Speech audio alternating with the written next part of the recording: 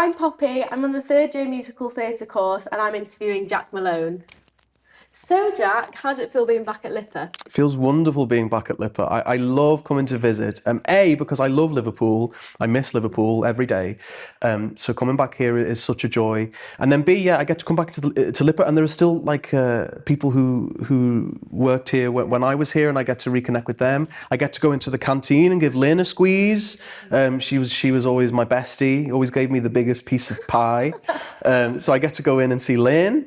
But it was very nice to come back today and have such a warm welcome. There was this huge projection of me on the screen as soon as you walk in. It was like a 10-foot version of me, which was quite frightening, but lovely to come back. And especially the school just means so much to me. So to be able to come back and chat to some students is like a no-brainer. I absolutely was excited to come and say hi. How has LIPA affected kind of the training here, affected you when you left and how your career kind of began? Sure. My LIPA training has impacted everything with me in the industry going forward. My sort of ethos and my work ethic. The fact that training alongside people on other courses, doing other disciplines, those people were my housemates or my friend's boyfriend. Like these were people who I was connected with, I was hanging out with, but they were doing a different job to me. And I was very interested in that, and I cared about them, and I wanted to know what it was they were doing and what the stresses were. And then when we would join productions together, I would want to know, how can I make it easier for you? Because I'm your friend and I care, which is really influenced going forward in the industry. Now I'm so invested in other departments and what it is they do and how hard it is they work. And I want to notice every little thing like that. And if I can, I want to make things easier. I want to speak up for people. I want to do anything. If I can make somebody's job easier at like no or little cost to me, then it's a no-brainer that I do it, because I know how hard their job is, and LIPA's taught me that. Could you tell us how you got involved in Operation Mincemeat, and could you tell that it was going to be a success?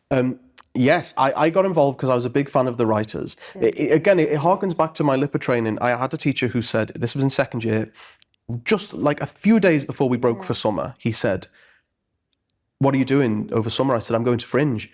He said, "Okay, great. My challenge for you at Fringe is to go there, see everything, and find exactly what it is you want to do." He said, "I guarantee you somewhere there is going to be one specific thing that's happening, and you're going to see it and you're going to go, aha." And I thought, fair enough, but it's such a varied thing. Like, what am I going to find? Stand-up comedy? I don't think so. And I, like on day one, I saw a play called He Had Hairy Hands, and it was by the writers who went on to write Operation Mincemeat. And it was this horror comedy. It was so dumb. It was so funny, so fast, full of words. Gender didn't matter. Anyone played anybody. And I went, that. Bingo, he was right, found it, done. And from then on, my whole mission was, I want to be with them. I want to join. They were a company of 5, and I said, well, you're going to be a company of 6. I want to join in. But you have to let me. I promise you, I'm the missing piece. They then announced that that 3 of them were going to splinter off and collaborate with a wonderful musician called Felix Hagen. Yeah. And they're going to write a musical. And I said, even better, because I do musicals. So they knew who I was. By the time auditions rolled around, I was very present on their social media, and I'd met some of them, and they knew who I was. And the rest was, I auditioned, and they kind of went, yeah, you were right. You were correct. We need you. You're in. And I knew it was going to be a success purely based on the first song I heard was the song "God That's Brilliant," and it's one of the fan favorites. And I heard it and I went, oh, there's nothing like this. No, there isn't another show like this. And then I started to hear other songs, and I learned that it was this mix of eclectic music, and no 2 songs are the same. And I thought, great, well, in that case, there's something for everybody. Yeah. By the end of our first run at the new diorama, people were using the word Olivier. People were saying this show deserves an Olivier, and for a fringe show in an 80-seater venue. And I said, great, this is going to be a success. Yeah. So I need to cling on with all of my might, and I did. Rode that wave for almost 7 years until I couldn't physically cling on anymore. What's the biggest challenge originating a role, and did you refine it for a Broadway audience? Yeah, the biggest challenge was mainly, I really wanted to keep the role. I just knew after that first run, I thought this is going to be a role that people are really going to want. And I met people after that first run who were like, wow, do you think you'll stay with it? That was great. And I was like, yeah, I will. So I sort of deliberately made a role that was very specific to me. Every single thing in my toolkit I put into that show. I tried to make it as specific to me as possible. And I tried to make it a role that a celebrity wouldn't want to do because it's too much effort. Yeah. Because I was worried that they were going to might stunt cast it along the way. So that was my challenge, and I just poured myself into it and did everything I could. And in terms of refining it for a Broadway audience, I had to slow down, and we all did. It's so fast and so wordy, and although we're speaking the same language, it's a lot to get your ear around, even for British audiences. So we slowed down. Some of the tempos in the music were slowed. We just consciously slowed down our speech. And I played an American character with a terrible American accent. I'm such an accent nerd. I gave him this deliberately awful Mickey Mouse, American accent, where I also pulled from different points of America. At some point he's Texan, some point he's very New York, some point he's got this sort of transatlantic moment. I deliberately made him from everywhere. Yeah. And when I went to America, I thought, I don't know if I can do this American accent in front of these real Americans.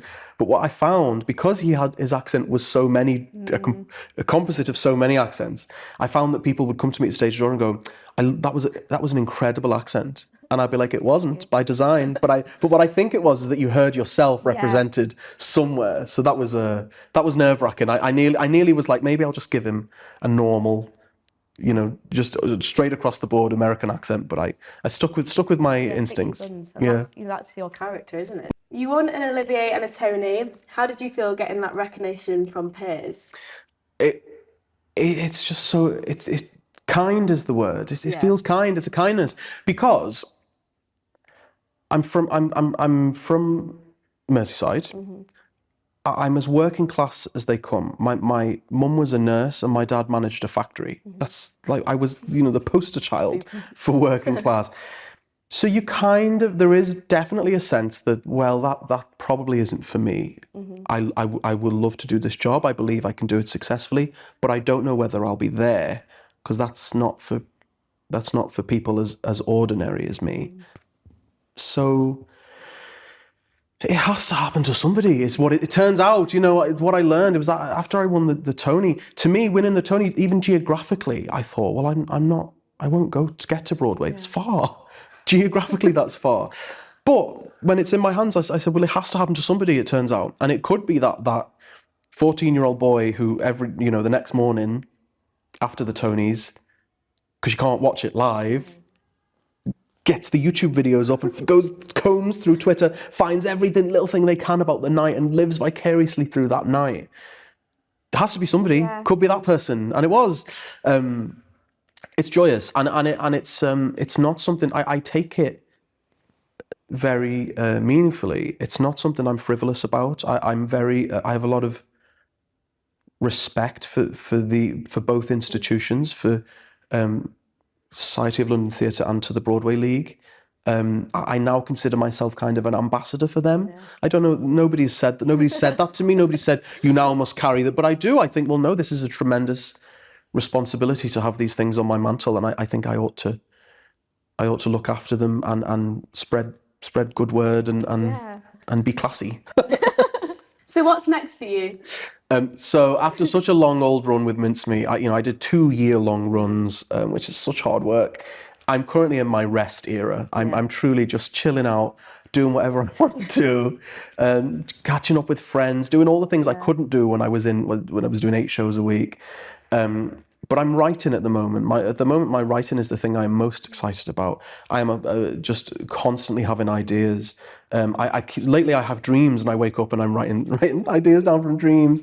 So yes, I wake up. I have a little corner of my apartment that's my little writing corner.